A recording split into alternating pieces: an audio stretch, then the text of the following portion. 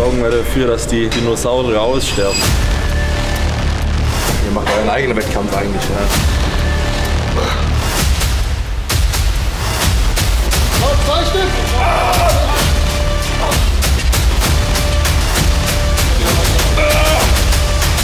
Ramon, ich, mir ist das egal.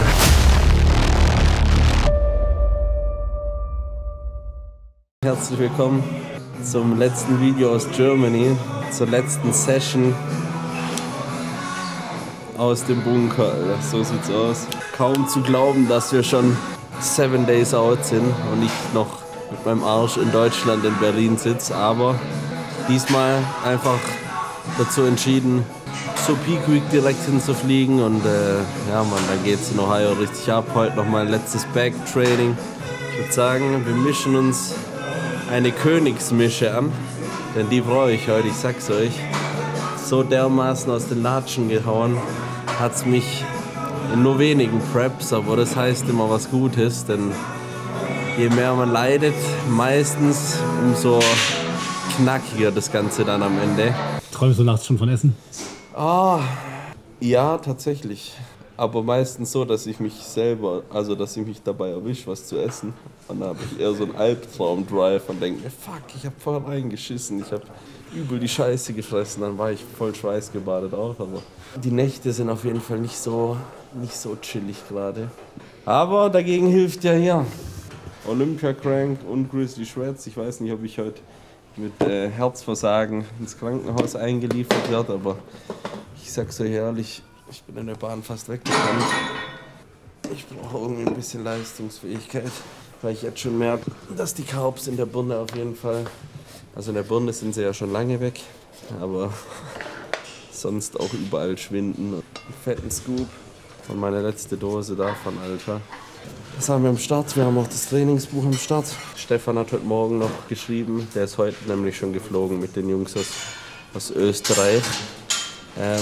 Geschrieben, Junge, schieß dich nicht zu sehr ab im Training, weil es ist schon Peak Week und es ist für mich so schwierig zu realisieren, weil ich normal, Alter, 2018 oder 2016 sogar meinen Amateurwettkämpfen in Deutschland die Peak Week noch so daheim begonnen habe und sonst eigentlich immer für die großen Events ja schon Olympia überlegt, mal 4 Wochen früher da war.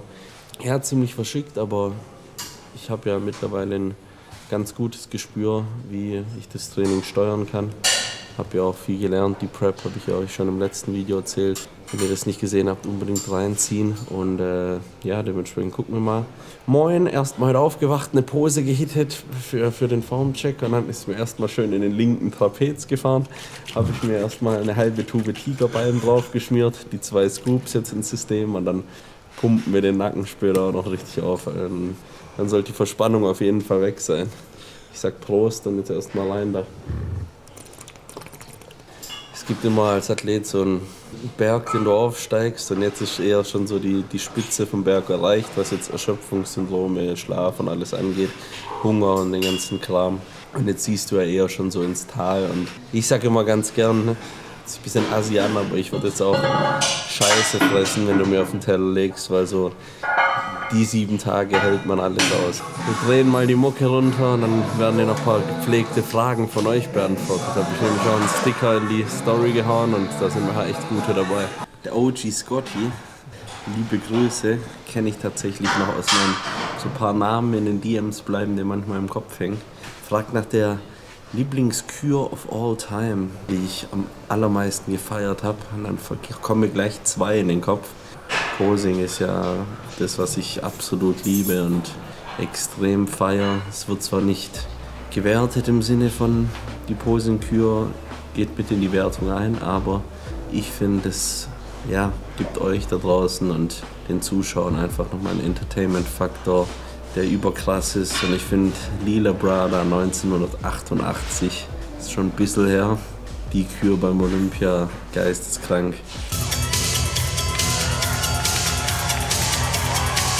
Oder aber good old Kai Green mit seinem Dirty Diana Shit, den er gemacht hat. Chimeros 32 fragt mich, wie meine Libido während der Prep aussieht. Die ist sowas von überhaupt nicht am Start. Und das muss man auch einfach mal so sagen, weil Der Körper ist im Überlebensmodus, du hast Zero Körperfett und das ist das Letzte, was der menschliche Körper dann will, sich fortzupflanzen. Aber auf der anderen Seite hast du nach dem Wettkampf dann auch immer einen guten Rebound. So. Also das ist immer, dann kriegt der Körper wieder was. Zum einen hast du dann direkt, du siehst aus wie ein Open Bodybuilder und zum anderen wirst du dahingehend auch aktiver. Aber dann haben wir vom Simoms auch eine ganz coole Frage. Denkst du dir manchmal, dass du vielleicht doch mal eine andere Sportart machen möchtest? Ja, durchschieben Kampfsport, MMA, etc. etc. Ab und zu hat man so kurz den Gedanke, weil man das, was man macht, mache ich ja schon 110% mit Leidenschaft, Überzeugung und bin 100% Bodybuilder. Manchmal denkst du dir, hey, vielleicht so einfach mal noch einen Sport zu machen als Hobby. Irgendwie Handball, ob du jetzt jedes Mal richtig ablieferst oder irgendwie nur ein Tor schießt oder einen Pass verkackst so und danach einen halben Kasten Bier in der Umkleide trinkst. So dieses Hobbysport, denkt man sich manchmal, wäre vielleicht schon ganz cool, aber dann würde ich mir wieder was wegnehmen von dem, wo ich aktuell bin. Und aktuell ist, wie ihr wisst, mein Leben 100% dem Sport committed. Was ich aber auch ganz klar sage, wenn ich mal kürzer drehe, ich werde mein Leben lang Pumpen bzw. Krafttraining in irgendeiner Form machen, aber werde sicher was dazu kombinieren. Und auf jeden Fall MMA-Training machen, das habe ich schon ein paar Mal gesagt. Ich liebe den Shit einfach. Und ich glaube, sowas kann dann richtig geil sein, so ein bisschen Hybrid-Athlet-mäßig werden. Ich mag es eher athletisch zu sein, so vom Körperbau, auch wenn es mir jetzt vielleicht nicht ganz so ansieht, aber da sind wir noch nicht und bis dahin kann sich noch viel ändern, passieren. Nick Best, eigentlich eine gute Folgefrage, wieso bietest du kein Full Coaching mehr an? Tatsächlich, weil wenn ich was mache, mache ich es richtig, wisst ihr ja, und Full Coachings können extrem zeitintensiv sein, vor allem neben dem, was ich sonst noch zu tun habe, sei es jetzt mit dem Sport oder mit den Unternehmen an sich. Ist das eine Sache, die kann ich dann nicht 100% durchziehen. Dementsprechend leidet dann sozusagen das Coaching drunter und ja, ich finde einfach, da gibt es für Full Coachings bessere Ansprechpartner, wie halt der Name schon sagt, Full Coaches. Aber wir haben eine coole Lösung gefunden. Wir sind der Gymkey-App gejoint, von meinem Freund Sascha Huber das ganze Projekt gestartet und muss sagen, mittlerweile bockt sich's da, weil man mit relativ wenig Aufwand richtig geile Pläne aus meiner Seite aus erstellen kann. Trotzdem so, was Pläne, Ernährung, Rezepte und so alles angeht, dort den Leuten eine gute Basic geben kann, von dem, wo man weiß, es funktioniert. Also schaut bei Gymkey gern vorbei, nutzt mich als Coach und dann habt ihr dafür billiges Geld, echt vernünftige Pläne. Ich muss dazu aber sagen, es kommt dann kein Full Coaching ran, aber meine Zeit ist begrenzt und das war da das Optimum, was ich so gut bedienen konnte und guten Herzens da auf jeden Fall auch joinen konnte. Benjamin Peikert fragt noch, abschließende Frage, wenn ich nur noch 3 Protein-Sachen drin dein ganzes Leben essen müsste, welche wären das?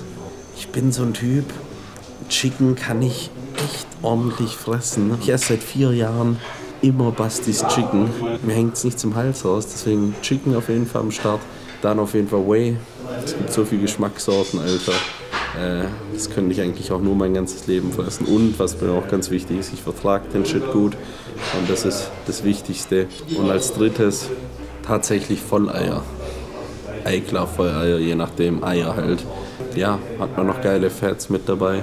Oder nur Eiklar vertrage ich auch gut. Super Proteinquelle und ja, schmeckt geil. Jetzt würde ich sagen, umziehen und rein in die Session. Livestream ist kostenlos. Guter Punkt auf jeden Fall. Also schaltet ein. Ich werde es auf Insta alles kommunizieren, wann, wie das abläuft vom Zeitplan. Aber ich glaube, Prejudging ist bei mir USA-Zeit 12:30 Uhr. Also bei euch gediegen um 18:30 Uhr, 19 Uhr. Schön, Freitagabend. Hoffentlich baut ihr einen Livestream auf, packt euch gutes Fleisch auf den Grill oder holt euch eure Homeboys ran.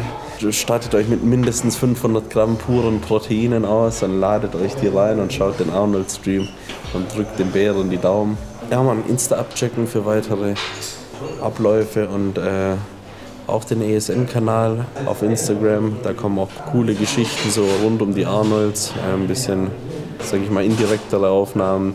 Auf ESN kann man da auf jeden Fall noch Input kriegen. Ich freue mich auch tatsächlich auf Stefan, muss ich sagen. Der war ja zwar erst hier, aber es ist schon wieder so ein bisschen Gänsehaut-Feeling. Es wird immer schön rund um den Wettkampf, die Emotionen, die ganzen Eindrücke, die man gemeinsam erlebt. So, es ist am Ende viel mehr als nur die Platzierung. Es ist das Event, was es so unfassbar geil macht und die Momente, die man gemeinsam erlebt und auch die Qual davor. Und ja, ich freue mich dann einfach, wenn er mich so väterlich beschützt und sagt, hey, so und ich nicht mehr alleine im Training sein muss, sondern ja, eigentlich immer jemand da ist.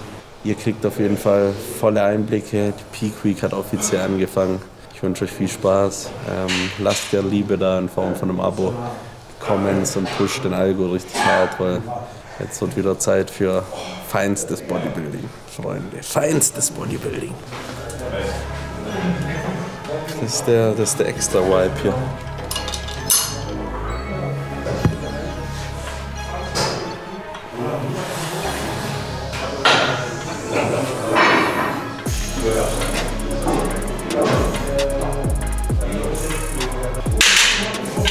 Wisst ihr, was geil ist?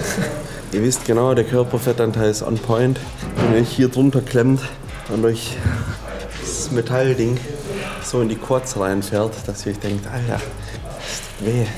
Und wenn man sich irgendwo auf eine Bank setzt, da liegt im Park spazieren, hab mich kurz abgesetzt und dir dann irgendwann dein Arsch so weh tut, weil du halt auf keinem Fett mehr sitzt. Aber ja Mann, heute gilt es auf jeden Fall noch, Gewichte gut zu schieben, konzentriertes Training zu machen. Jetzt aber nicht dumm anzufangen, egomäßig rumzuschwingen. Wirklich den Körper einfach nochmal ordentlich trainieren.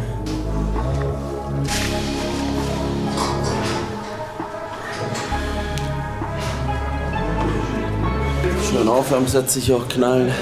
Machen überall 3 Sätze heute. Einfach Straight Sets. Kein Bock mehr immer viel Verschiedenes dann zu überlegen. Es funktioniert gut. Ich treffe die Übungen.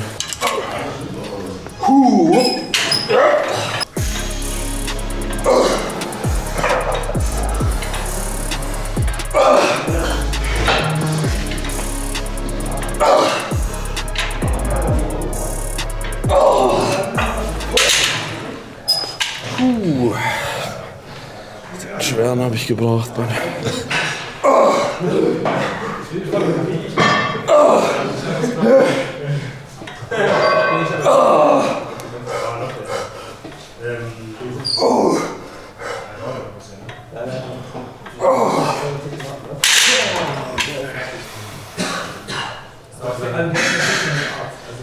Gesoffen wurde jetzt auch wieder mehr. Also 8 bis 9 Liter sollte ich trinken. Aber ich bin eigentlich das ganze Jahr über bei Minimum 6 Litern, eher 7 oder so. Ist für mich normal. Ich wiege viel, mache einen Extremsport und von dem her komme ich mit der Wassermenge gut zurecht.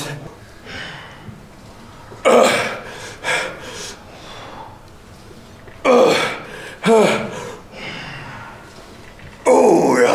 Ja, komm.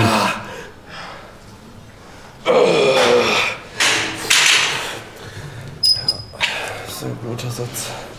Ich habe mich ja immer, ihr kennt mich, wie ich trainiere. Ich liebe den Scheiß und ich nehme mich gerne auseinander und zerprügel mich, das klatscht im Training. So. Dann bin ich richtig zufrieden, dann kann ich nach Hause gehen und sagen, ey, ich liebe mein Leben.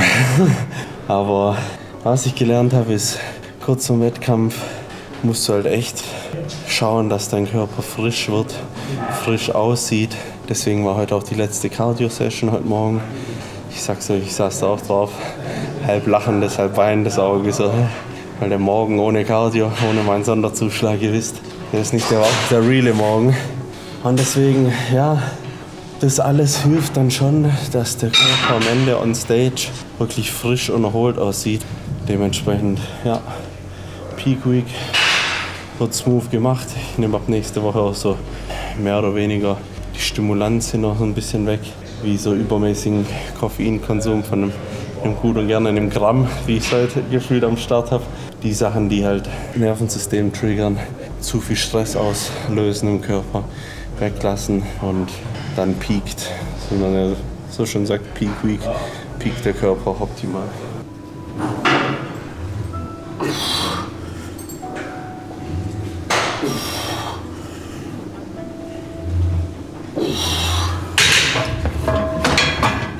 Smooth, baby, smooth. Fast immer beim Fußdeck hier auch. Okay, Junge, los geht's. 1 week out, baby.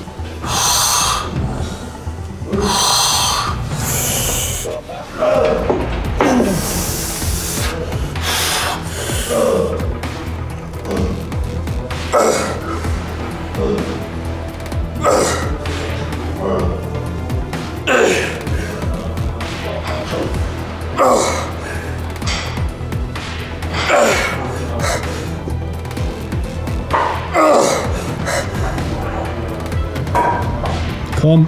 Nachher.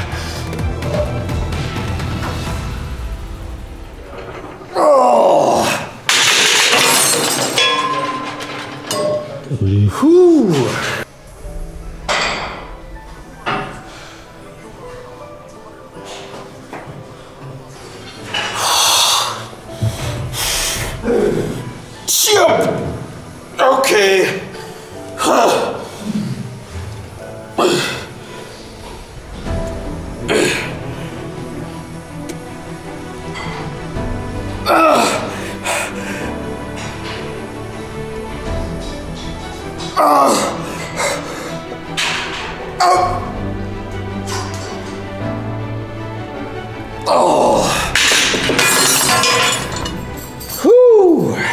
Digga, ich frag mich manchmal, woher kommt die Kraft? Das ist manchmal so verschickt.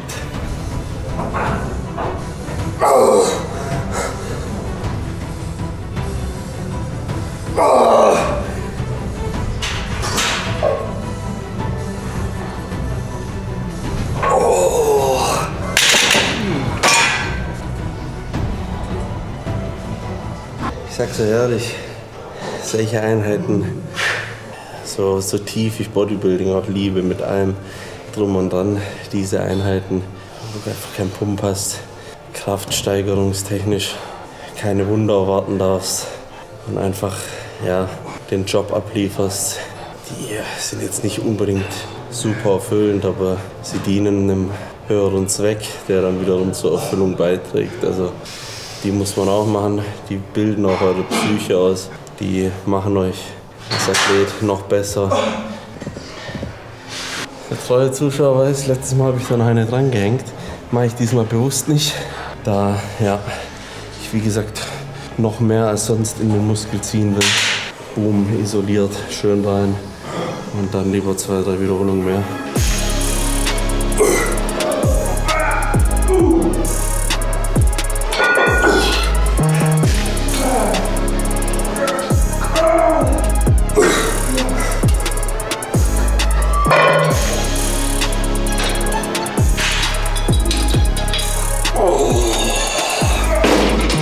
Ich erwische mich schon selber, wenn ich so fucking YouTube-Videos schaue mit irgendwelchen Kalorien-Challenges.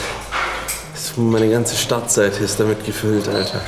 Ich gucke mir sogar Urlaubsvideos an von irgendwelchen Buffets, wo Leute am Start sind. Weil ich mir dann einfach denke, oh geil, da will ich auch hin und so. Schreibt mir das schon auf und so ein Scheiß. Und dann ist der Wettkampf so vorbei. Dann kommst du langsam wieder so in eine Erholungsphase. Dann verschwinden diese Videos wieder und dann kurz vor Prep-Ende sind sie wieder da. Ich habe auch die Frage gekriegt, nämlich was ist das Erste, was du dich so zum Fressen nach dem Wettkampf dich freust? Und es ist jedes Mal einfach Flüssigkeit. Eine eiskalte Coke und du machst dieses Tscht und säufst dir einfach rein nach dem Finale. Ihr müsst euch vorstellen, über einen Tag 30 Stunden oder mehr sogar nichts getrunken, so wenig Körperfett, in den Scheinwerfern stehen, posen den ganzen Tag. Wir abends sowas von keinen Bock, irgendwas zu fressen. Ich trinke da ohne Scheiß immer 5, 6 Liter innerhalb einer halben Stunde, weil ich so Durst habe.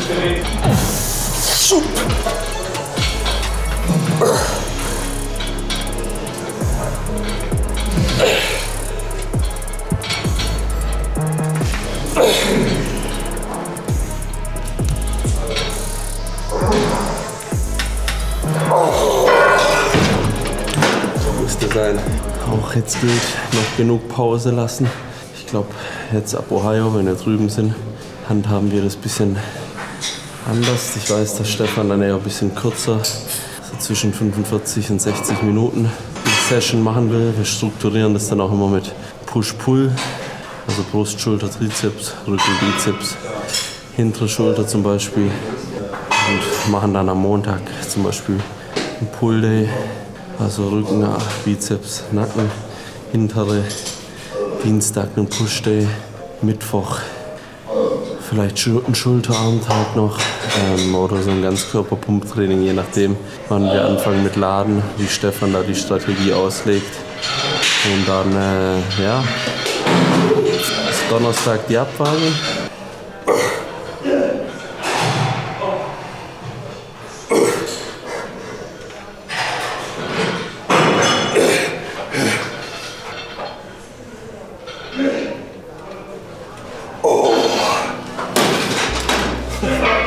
Scary, sogar eine mehr als letzte Woche, Alter. Junge, Junge. Das ist mir tatsächlich noch nie passiert, dass ich irgendwo bis zu Peak Week stärker geworden bin. Krass. Das ist für mich immer selbst so ein bisschen, weil, kennen wir ja alle, oft geistert man so rum, weiß nicht, hey, ist das so das Richtige, führt mich das ans Ziel? Wenn ihr so meine Videos verfolgt, über die letzten 3 Jahre, ihr wisst, vom ersten Olympia, wir waren in Mexiko wegen der Quarantäne-Geschichte und so. 14 Tage, haben da Trainingslager gemacht. Da habe ich irgendwie noch 10 Days out, 220 Kilo Kreuzheben gemacht. Und mich so dermaßen abgeschossen in Cancun. Ja. Und denk dann auch oft drüber nach und denke, hey, okay, hast schon viel dazugelernt an dir selbst. Also, du kannst dir selbst mehr vertrauen, weil du weißt, was für dich funktioniert.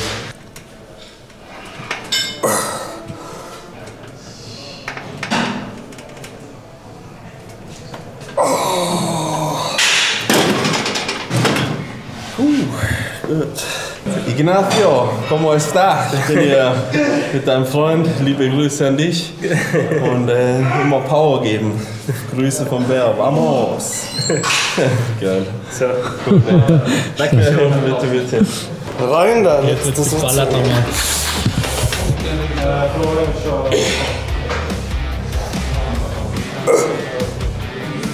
Komm, stark. Oh, Junge. Ich schwör's euch, das hat sich fast wie Sex angefühlt. Das ist so verschieden. Weißt du noch, wie sich das anfühlt? Ich wollte gerade sagen, Alter. Man hat zwar keinen so Pump, aber ich spüre die Faser. Das sind eben kleine Siege, weißt du. Man will sich selbst nicht mal so irgendwie hochloben, cringe-mäßig, aber Ja. was Training angeht, bin ich einfach, das Liebe, Alter. Das ist seit Jahren und ich bin seit 13 Jahren konstant mit dem Training. So, jetzt haben wir noch die Überzüge am Start. Wieder enge Fake Mac Grip. Lara ist back. Lara, die Gute. Lara, die Gute.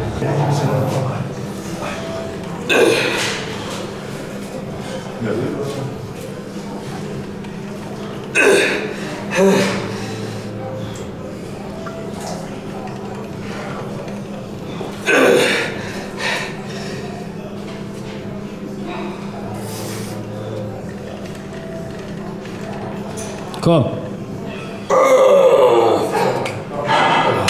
Da war die Lara stärker. Warum ich Überzüge einfach eine krasse Übung finde.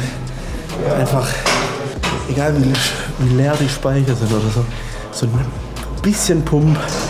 Wenn du es mit Überzügen nicht schaffst, Alter, dann kannst du deinen Rücken nicht ansteuern.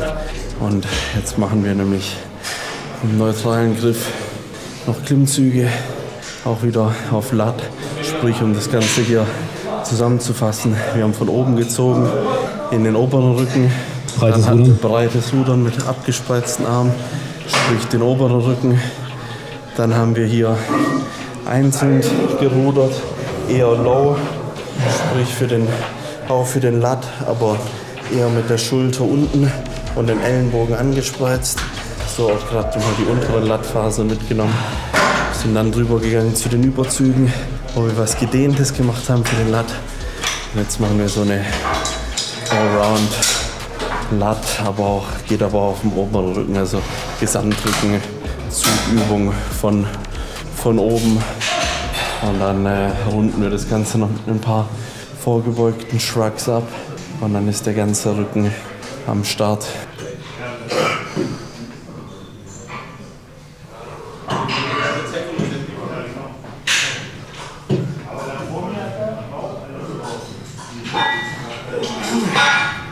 Ich fühle mich schon fast wie ein High-Rocks-Athlet hier, ich sag's dir ehrlich. Kaum Zusatzgewicht drauf und ballert hier die Wiederholung weg. Ich sag's euch, mit meinem Peak damals von 130 hänge ich da dran wie so ein nasser Sack. Und was sehe ich da? Ja, den Boxautomat oder was? Ein Schlag, 1 Euro. Der will wohl nicht gönnen, aber werde ich auch niemals im Leben jetzt auf die Idee kommen. Liebe Grüße an meinen besten Homie Jamil, der sich schon halb besoffen auf dem Cannstatter Wasen die ein oder andere Fingerkuppe geprellt oder gebrochen hat, weil das Ding richtig ehrenlos drauf geprügelt hat. Aber hier, der Gregor, auf jeden Fall auch eine Legende des Sports hier.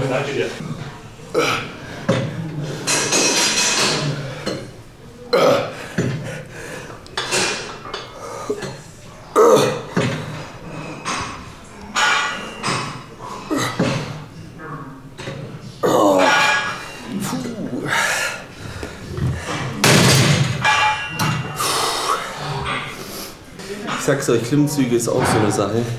So andere Sportarten, Pipapo, was ich überall machen will.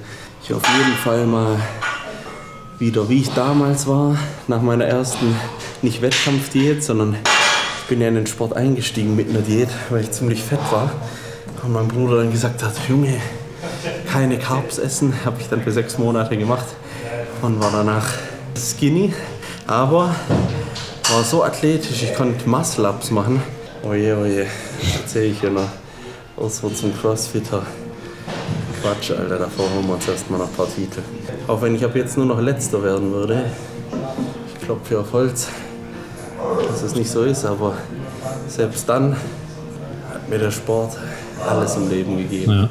Also jetzt, viele denken gleich an Geld oder irgendwie so, aber Geld ist da der letzte Punkt. Es hat mir sonst alles im Leben gegeben, Struktur, Liebe, Passion, Hingabe für was. Und deswegen kommt gerade der Sport auch so geil und deswegen liebe ich, dass jeder in meiner Generation, jetzt die upcoming Generation, sich vielleicht mich auch als Vorbild nimmt und sich denkt, ey, das ist ein geiles Ding und ich weiß wiederum, ey, diese Message zu spreaden, kann unsere Generation nur gut tun. Und je mehr Leute den Sport machen, die kommen so weit im Leben. Ich sag's euch, wie es ist.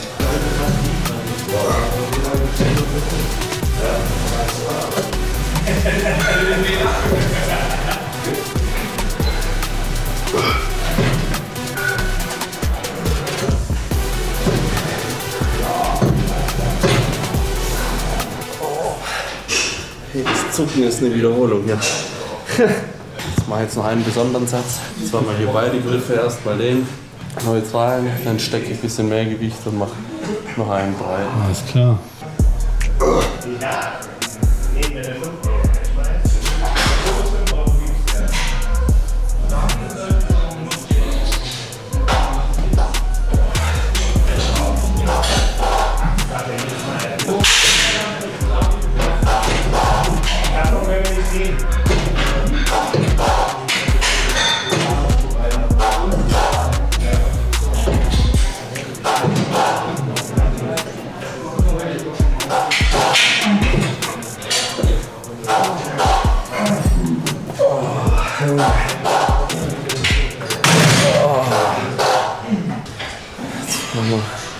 Schracken wir uns ein bisschen alleine.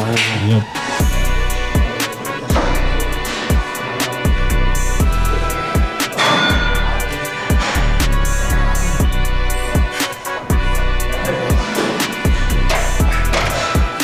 Ich lege mich hier, schon ein paar Mal gesagt, bewusst so ein bisschen nach vorne her, um dann einfach hier nicht in den oberen Trapez zu ziehen, sondern hier hinten mal.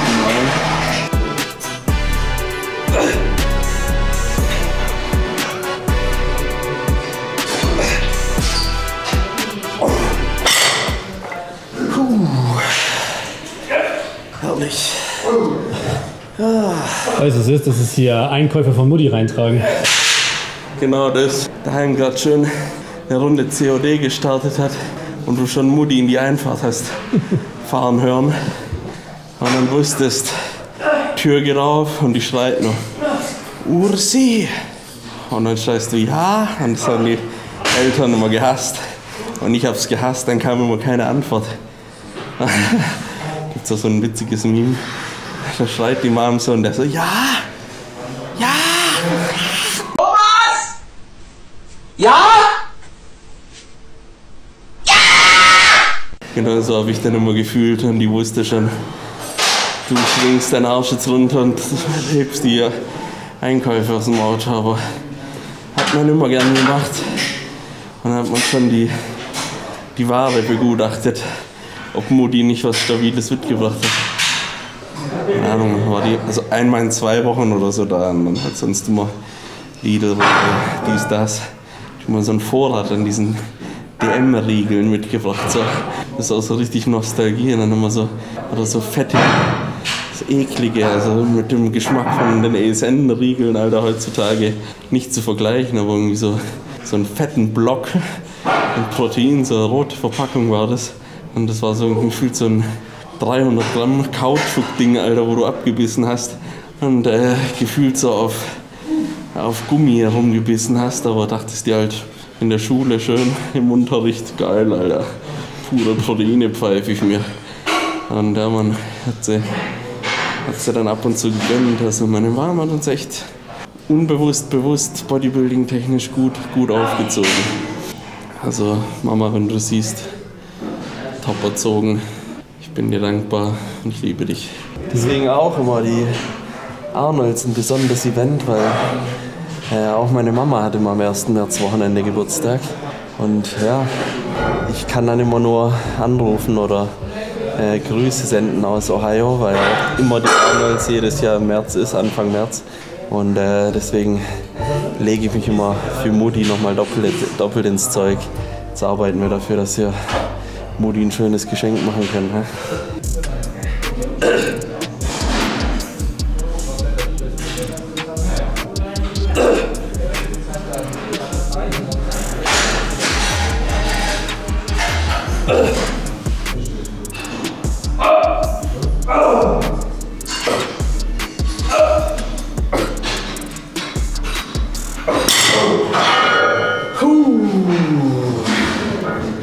Let's fucking go. Der Bär ist durch. Das war's vom Bären hier. Das Training ist durch. Der Bär ist happy mit der heutigen Leistung. Sehr zufrieden. Gute abschließende Session hier aus Deutschland, Leute. Das nächste Video kommt von der Anreise und aus Ohio, Baby, wenn's heißt Arnold Classics 224. Ich sag auch Danke an jeden, der schon im Shop bestellt hat. Die gehen echt weg wie warme Semmeln, aber ja, wenn du der Gang joinen willst, Limited Arnolds 24. Jacke auf jeden Fall am Start. Und ansonsten zum 28. auch auf jeden Fall den Wecker stellen, denn da kommt nicht nur das Kochbuch von Alice, kommt nicht nur der Zimtteppich, das ganze Bundle an sich. Es kommt auch der Grizzly Shreds limitiert und eine geile Aktion auf euch zu bei ESN für die Arnolds. In diesem Sinne mit Code Polacco supporten. Ich freue mich auf die bevorstehende Woche, Alter. Jetzt ist nur noch pure Freude und ich ziehe nochmal richtig durch. Für mich, für euch und für das German Team. Und ja, das war's von mir. Ich bin raus. Peace out.